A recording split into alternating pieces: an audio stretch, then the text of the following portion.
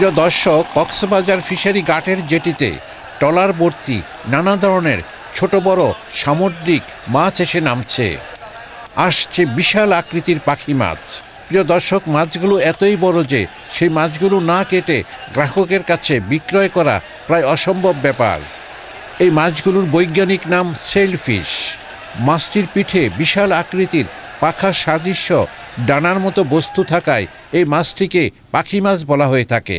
মাছটির শক্ত সমৃদ্ধ ডানা থাকায় মাছটি পানিতে অত্যন্ত দ্রুত বেগে সাঁতার কাটতে পারে। মাছটির রয়েছে অত্যন্ত সূক্ষ্ম, ঠিক সূচের মতো ঠোঁট।